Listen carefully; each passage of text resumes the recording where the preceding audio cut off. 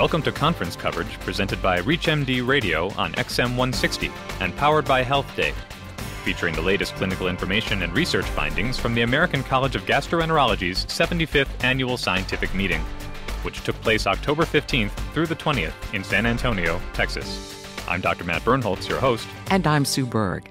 The American College of Gastroenterology's 75th Annual Scientific Meeting attracted approximately 4,000 participants from around the world and highlighted on advances in the management of patients with gastrointestinal disorders, focusing on cancer, esophageal and bowel disorders, liver disease, and pancreatic and biliary conditions. In a prospective study conducted at the Baylor College of Medicine in Houston, researchers found that inflammatory bowel disease and vitamin D deficiency were associated with abnormal bone density.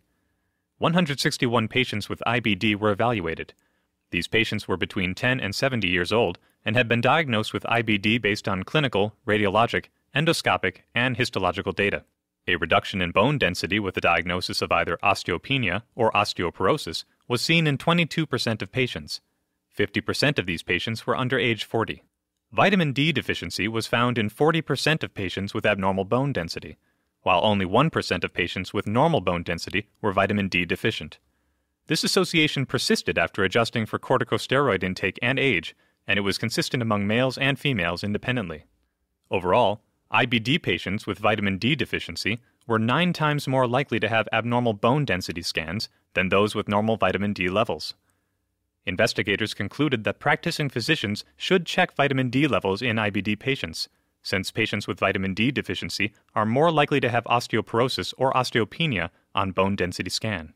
The American College of Gastroenterology held a press briefing highlighting a series of studies focused on prevention and management of increasing rates of Clostridium difficile infection. During the press briefing, Dr. Mark Mello of the Integris Digestive Health Center in Oklahoma City discussed the effectiveness of a new approach for the treatment of patients with recurrent or refractory C. diff infection, colonoscopic fecal bacteriotherapy or fecal transplantation. The approach involves removing fecal matter from a healthy individual, liquefying it, and infusing it into the colon of an individual with recurrent or refractory C. diff infection during colonoscopy. Investigator Dr. Mello reported on the outcomes of the first 13 patients treated with fecal transplantation at the Integris Digestive Health Center. The patient group consisted of 6 females and 7 males between the ages of 32 and 87 years old. They were treated between July 2009 and April 2010. During a 5-month follow-up, the investigators found that nearly all patients experienced resolution of diarrhea, with a success rate of 92%. Most of the patients who received fecal transplantation had previously experienced at least 4 episodes of C. diff infection that lasted an average of 11.5 months and had continuously relapsed. At the meeting, Dr. Mello said investigators were impressed by the fact that these patients improved so well with the fecal transplantation approach. Dr. Douglas Drossman of the University of North Carolina at Chapel Hill provided an overview of the role of abuse history in gastrointestinal disorders and symptom exacerbation, and he discussed the underlying mechanisms for this association. It's been reported that, overall, abuse history appears to be highly prevalent in patients with gastrointestinal symptoms, especially those with functional GI diagnoses and severe symptoms. According to Dr. Drossman, there may be a functional abnormality in areas of the brain that modulate pain and emotion in these patients, leading to more severe pain symptoms. He said there is growing evidence that centrally targeted interventions, including antidepressants and behavioral treatments, may have palliative effects on reducing symptoms, as well as altering brain-gut dysregulation and improving the clinical outcome among patients with GI disorders. He concluded, practicing clinicians need to understand the association between brain and gut and how to inquire about abuse histories so as to provide directed care, in particular for patients with more severe GI symptoms. A diet low in fructose consumption may improve symptoms of recurrent or functional abdominal pain among children and adolescents. These children appear to frequently have fructose intolerance or malabsorption. In a study at Mary Bridge Children's Hospital and Health Center in Tacoma, Washington, researchers used a breath hydrogen test in order to ascertain if pediatric patients with chronic abdominal pain had concurrent fructose intolerance and whether symptoms would improve with low fructose diets. A total of 245 patients took part in this study. Over 62% were female, Ages ranged from 2 to 18 years, with an average age of 11. Breath hydrogen tests were positive for fructose intolerance in nearly 54% of patients. All patients who tested positive for fructose intolerance received nutrition consults with a registered dietitian and were placed on a low fructose diet. Using a standard pain scale for evaluation, 68% of children reported resolution of symptoms on a low fructose diet. Furthermore, 48% of patients who tested negative for fructose intolerance reported resolution of symptoms without a low fructose diet. Increased colorectal cancer screening programs targeting the pre-Medicare population appear to reduce costs associated with colorectal cancer treatment later in life. Researchers at Massachusetts General Hospital sought to quantify the impact of different screening programs for the pre-Medicare population, ages 50 to 64 years old, on costs in the Medicare population. Investigators estimated screening and treatment costs of 3 programs. 1. Fecal occult blood test. 2. Colonoscopy and fecal occult blood test. And 3. Colonoscopy alone. These 3 screening programs were compared to current screening. The programs were assumed to increase screening between 2010 and 2025, beyond the level predicted by current trends. For each program, lifetime costs were tallied for individuals who were age 50 or older in 2010, as well as for those turning 50 between the years 2011 to 2024. Due to increased screening, total costs in the pre-Medicare population increased for all 3 programs, but total costs in the Medicare population averaged 4% lower compared to a situation without screening programs, mainly due to savings in treatment costs. Investigators found that treatment savings in the older age group fully offset the increased costs in the younger age group, making all screening programs cost-saving in the long term. They also concluded that the upfront investment in screening individuals ages 50 to 64 would be recouped only after they transitioned to Medicare at age 65. The authors of the study write, "It is therefore important to invest in screening programs targeting the pre-Medicare population." Researchers reported that obesity and insulin resistance appear to be associated with an increased risk of non-cirrhotic hepatocellular carcinoma, and obesity appears to also be tied to an elevated risk of colorectal adenoma recurrence. Hepatocellular carcinoma, or HCC, is a relatively rare occurrence in the absence of advanced fibrosis, cirrhosis, or hepatitis B. However, it's been estimated that up to 10% of HCC occurs in non-cirrhotic livers, and it's been suggested that obesity and insulin resistance may be risk factors for non-cirrhotic HCC. Investigators on this study reviewed the clinical and histological features of patients with non-cirrhotic HCC in order to determine if there was an association between liver cancer, body mass index, and diabetes. Data was analyzed from a cohort of 12 patients with non-cirrhotic liver cancer who underwent partial hepatectomy between January 2008 and September 2009 at a single center. Preoperative data was evaluated, including age, gender, BMI, lesion size, number of lesions, prior therapy, and other comorbidities. Data related to the resection was also reviewed, including background histology, tumor size, differentiation, and vascular invasion. Postoperative complications and mortality were also followed. Average age was 60 years old, with an equal number of males and females in the study. Of the 12 patients, 2 were morbidly obese, 1 was obese, 5 were overweight, and 4 were normal weight. 4 out of 12 patients had diabetes. All patients had a single hepatocellular carcinoma. Preoperative testing and histology for underlying liver disease was negative in all but 2 patients, both with hemochromatosis. 2 patients had mild steatosis.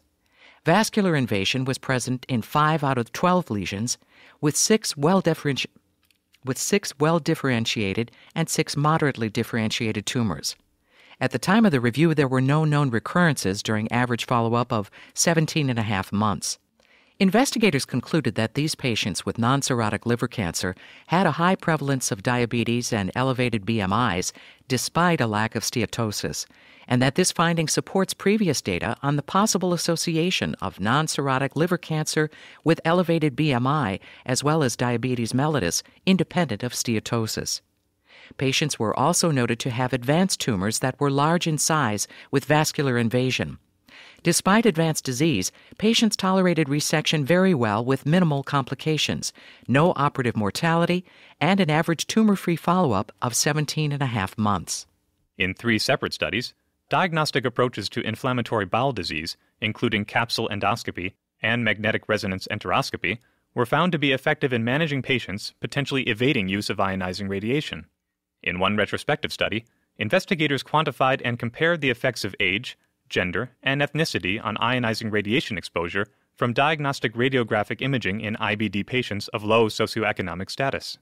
Data was collected on demographics, disease characteristics, and radiographic imaging, and patients' radiation exposure was calculated by total number of imaging studies performed during the review as well as the reference estimates of radiation dose per study. Over half of the 278 patients in the study were female, 30% were Caucasian, 44% were African American, and 26% were Hispanic. Investigators found that these IBD patients were exposed to significant amounts of ionizing radiation, with average total exposure per patient 35.7 millisieverts. A trend was observed toward more radiation exposure in male patients under the age of 35 compared to females of similar age. Investigators concluded that these results are clinically relevant in the context of established gender trends for cancer risk in patients with inflammatory bowel disease, and their association with low socioeconomic status bears further study. A second study evaluated the clinical utility of MR enterography, or MRE, in patients with known or suspected Crohn's disease. 50 MREs performed for known or suspected Crohn's disease over a 10-month period were reviewed.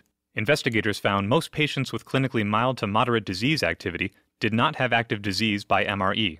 In these patients, MRE prevented escalation of therapy and led to the workup of alternate diagnoses. Overall, MRE appeared to be a useful tool, leading to management change in 66% of cases without use of ionizing radiation. In a third study, investigators examined the efficacy of MR enterography for evaluating Crohn's disease by obtaining endoscopic or histologic evidence within 90 days of the MRE. 850 patients with known or suspected Crohn's disease underwent routine MRE without pharmacologic bowel paralysis. Of these, 310 also underwent endoscopy with biopsy within 90 days. The sensitivity and specificity of the MRE compared to endoscopy and pathology were evaluated retrospectively. In patients who underwent MRE followed by endoscopy with biopsy, the overall sensitivity of MRE was 84% and specificity 76%. The results improved as the time period decreased between the MRE and endoscopy. In 162 patients who underwent endoscopy within 30 days, sensitivity remained 84%, but specificity increased from 76 to 82%. Specificity improved further if the MRE was compared to a positive result in either the endoscopy or pathology. The investigators concluded that MRE is highly correlated with endoscopic and histologic assessment for non-invasive evaluation of known or suspected Crohn's disease, without, they noted, the exposure to ionizing radiation of CT enterography. A study of 93 patients found that non-alcoholic fatty liver disease appears to be associated with a high prevalence of coronary artery disease. Patients underwent a full coronary angiogram to determine presence of CAD, and radiologic images were assessed for the presence of fatty liver. Patients with non-fatty liver disease tended to be older and weighed more. They were also more commonly diabetic, hypertensive, and had hyperlipidemia. Prevalence of angiographically proved coronary artery disease in this cohort was 61%, compared to 26% in controls. This led investigators to conclude non-alcoholic fatty liver disease may be strongly associated with angiographically proven CAD. And another study looked at inflammatory bowel disease as a risk factor for coronary artery disease. To evaluate the presence of traditional atherosclerotic risk factors in patients with inflammatory bowel disease and coronary artery disease, investigators conducted a cross-sectional single-center review of Framingham risk factors in the medical records of 112 patients with either IBD or CAD. Framingham risk scores for patients with both IBD and CAD were compared with 100 patients who had CAD alone. The adjusted total Framingham score was significantly lower in patients with IBD and CAD as compared to those with CAD alone, implying that inflammatory bowel disease is an independent risk factor for coronary artery disease. The study authors noted that the results agree with those of smaller studies, and further prospective cohort studies are needed. Thank you for listening to conference coverage from the American College of Gastroenterology's 75th Annual Scientific Meeting, which took place October 15th through the 20th in San Antonio, Texas. Conference coverage is a presentation of ReachMD Radio, broadcast on XM 160 and by live stream at ReachMD, and powered by Health Day.